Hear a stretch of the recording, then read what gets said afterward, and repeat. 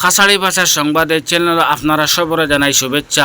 আজকে আপনার সামনে আন্তর্জাতিক গুরুত্বপূর্ণ খবর তুলিয়ে ধরাইব।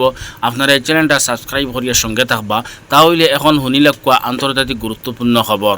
ইসরায়েলের ভিতরে অনেক জল্পনা কল্পনা চলের যে হাসান নাসরুল্লাহরে হত্যা করার সময় লগে হামাস লিডার ইয়াহিয়া সিনওয়ারকেও হত্যা করা হয়ে গেছে। ওটা নিয়ে অনেক ধারণা চলের, কারণ হাসান নাসরুল্লাহরে হত্যা করার আগে ইসরায়েলি একটা ড্রোন লেবাননও ফাটাইছে। এই ড্রোনের মাধ্যমে তারা ছবি ক্যাপচার করছে যে হাসান নাসরুল্লাহ কোন অফিসে বুয়াত আসইন বা কোন বিল্ডিং আসইন। তো এই ছবির মধ্যে দেখা গেছে যে হাসান নাসরুল্লাহ যে অফিসে বুয়াত, এই অফিসও একটা ডেস্কর পিছনে একটা ফর্দার আড়ালে একজন মানুষ বুয়া, তার ছবির মধ্যে ঠিক চিহ্ন দেওয়া আছে। তবে এতে গিয়ে ইসরায়েলীয় সেনার ধারণা খতরা যে এই ছবিটা ইয়ে থাকলো ইয়াহিয়া সিনওয়ারের ছবি, আর এই হামলাত হয়তো ইয়াহিয়া সিনওয়ারও মারা গেছেন। কিন্তু ইসরায়েলের একটা সংবাদ মাধ্যম ইয়াদিও তাহরুনুতে ইসরায়েলের প্রতিরক্ষা কর্মকর্তাগুলোর বরাত দিয়াল একটা ইংরেজি ওয়েবসাইটও লেখছে যে ইয়াহিয়া সিনওয়ারের অবস্থা নিশ্চিত করার মতো কোনো তথ্য আমার কাছে নাই। আর হয়তো হইতে পারে যে ইয়াহিয়া সিনওয়ার যে জায়গাতে আসলা এই জায়গাত হামলা করা হইছে না, কিন্তু বিভিন্ন কারণে ইসরায়েলের ভিতরে এখন জল্পনা কল্পনা চলের যে এই হাসান নাসরুল্লাহরে মারার সময় ইয়াহিয়া সিনওয়ারও লগে মারা গেছে।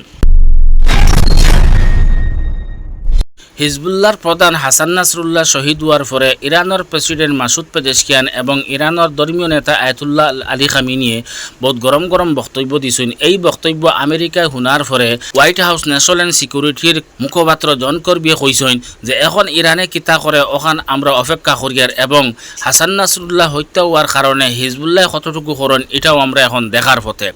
তবে লেবাননের অবস্থা পরিবর্তন করার লাগিয়া ইসরায়েলের লগে আমরা আলোচনা চালাইয়ার এবং চালাইতে তাহমু। আর আমেরিকার পক্ষ থেকে এই কথাও সাফভাবে জানাই দেওয়া হয়েছে যে ইসরায়েলের পক্ষে আমেরিকার সমর্থন আছে এবং দৃঢ়ভাবে থাকব।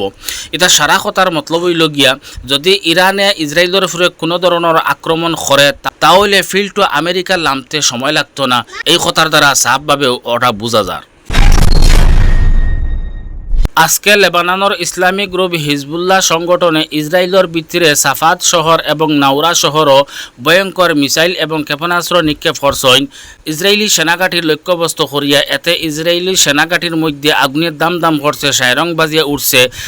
এদিকে ইরাকর ইসলামিক রেজিস্ট্যান্সের পক্ষ থেকে মিসাইল এবং ড্রোন নিক্ষেপ করাইছে ইসরায়েলের ভিতরে।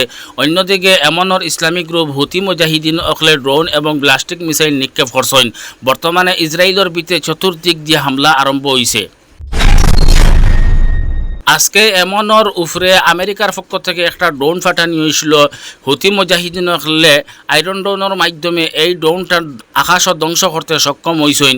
এখন রাশিয়ায় ঘোষণা করছে হুতি মুজাহিদিন অখলরে ব্লাস্টিক মিসাইল বা আরও ভয়ঙ্কর মিসাইল দেওয়ার সিদ্ধান্ত নিছে। আমেরিকার এই ড্রোন লাগাইয়া 11টা ড্রোন হুতি মুজাহিদিন হলে আকাশত ধ্বংস করিয়া আসছেন। কয়েকটা ড্রোন একদম হুবহু জমিনও নামাইতে সক্ষম হয়েছেন।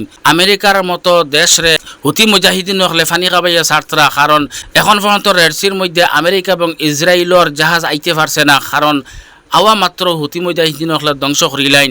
গতিকে আমেরিকার মতো সুপার পাওয়ার দেশ আইজ হুতি মুজাহিদিন হলের গেছে নত হইতে লাগে, কারণ অত যদি সাহস তা হইলে অত যদি শক্তি তা হইলে এই সাগরের জাহাজ চালাইয়া তারা দেখাইতে পারেন নাকি। কিন্তু এই হুতি মুজাহিদিন হলের বয়ে ইসরায়েল এবং আমেরিকা আর ব্রিটেনের জাহাজ এই লাল সাগরটা ত্যাগ করিয়ে তারা চলতরা।